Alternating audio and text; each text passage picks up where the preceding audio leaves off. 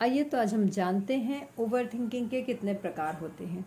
जैसा कि हम सभी जानते हैं कि ओवर थिंकिंग का अर्थ होता है किसी एक ऐसे पॉइंट पर, ऐसे पहलू पर, ऐसे इल्यूजन पर हम बार बार सोचते रहते हैं जो कि हो सकता है हकीकत में उपस्थित ही ना हो, लेकिन ये हमारा भ्रम हो सकता है, ये हमारा बिलीफ हो सकता है, हमारा अपना विश्वास हो सकता है। ज़रूरी नहीं कि वो सच्चाई हो, और जिसके लिए हम बहुत सारी चीज़ें ऐसे हमारे मन में पाल लेते हैं। उदाहरण के तौर पर हमने किसी से दुश्मनी पाल ली, हम किसी से कंपटीशन करने लगे हैं, हमने किसी पर ट्रस्ट कर लिया है, हमने किसी को अंडर एस्टिमेट किया है, हम किसी से जेलस की भावना रखने लगे हैं।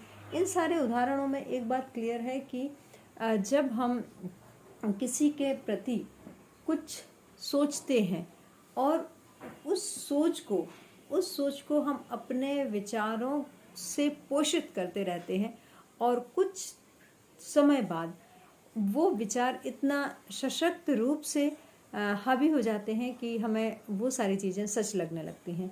हालांकि हमें आवश्यकता ये होती है कि सबसे पहले हम वहाँ रुकें और ये सोचें और समझें कि क्या ये वास्तविकता है, और यदि वास्तविकता नहीं है तो हमें उसे किस तरह से हम उसे करेक्ट कर सकते हैं।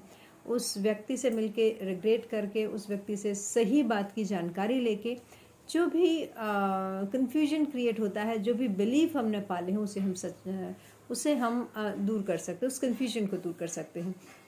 यह करना क्यों आवश्यक है? सबसे पहले हमारे लिए ये जानना आवश्यक है। यह करना इसलिए आवश्यक है क्योंकि हमारे अंदर यदि कोई गलतफहमी, कोई नेगेटिविटी, कोई शक शुबह यदि हमारे अंदर, हमारे मन के अंदर पैदा हो गई है, तो हम पल पल उस बात को याद करते रहेंगे, हम पल पल उस बात में घुटते रहेंगे, और सामने वाले को कोई फ़र्क नहीं पड़ेगा।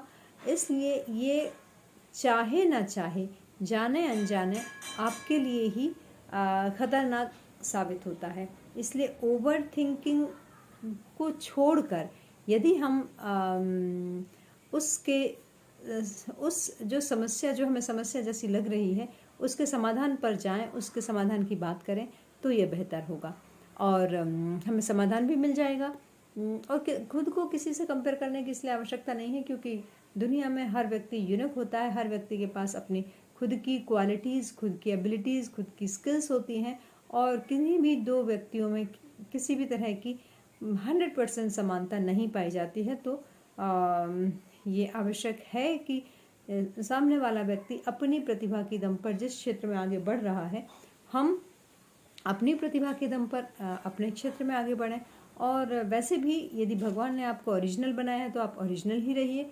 क्यों हम किसी की कार्बन कॉपी बनना चाहते हैं? और यदि दूसरे के अनुभव का लाभ लेकर हम आगे बढ़ते हैं तो ये भी एक तरह के आत्महत्या के ही समान है, क्योंकि आपको जो इतना उपयोगी जीवन मिला है, आपने उसका सदुपयोग नहीं किया। आपने दूसरों को कॉपी करते हुए और अपना जीवन यूं ही निरर्थक रूप में व्यतीत कर दिया। वो एक्सपीरियंसेस ही नहीं लिए जिसके लिए आपको ये जीवन मिला था। तो इस तरह से ये विभिन्न एग्जाम्पल हैं ओवर थिंकिंग के। और कई बार हमें ऐसा लगता है कि हम जो कर रहे हैं वो थोड़ा सा गलत था, और थोड़ी देर बाद हमें लगता है कि बहुत ज़्यादा गलत था, और फिर हम जब बार बार ओवर थिंक करते रहते हैं तो हम अपने आप को एक बहुत बड़ा दोषी मानने लगते हैं एक छोटी सी मिस्टेक के लिए। तो इस तरह से ओवर थिंकिंग नहीं करनी चाहिए, जहाँ पर बार बार बदल के बातें हमारे ऊपर ही लागू होने लगें और हमें अपनी खूबियों की जगह कमियां देखने लगें, और इस तरह से महसूस होने लगे कि या तो हमारा ईगो बढ़ गया है, लेकिन सेल्फ कॉन्फिडेंस कम हो गया है। तो इस कॉस्ट पर सेल्फ कॉन्फिडेंस कम ना होने दीजिए, ईगो को ना बढ़ाइए, ईगो को वहीं रखिए। ईगो की आवश्यकता भी नहीं है, लेकिन कॉन्फिडेंस को खोने की बिल्कुल आवश्यकता नहीं है। तो आपको देखना होगा ओवर थिंकिंग के किस किस तरह से कौन कौन से उदाहरण हमारी ज़िंदगी में आते रहते हैं, और इस तरह के ओवर थिंकिंग से हमें बचना होगा।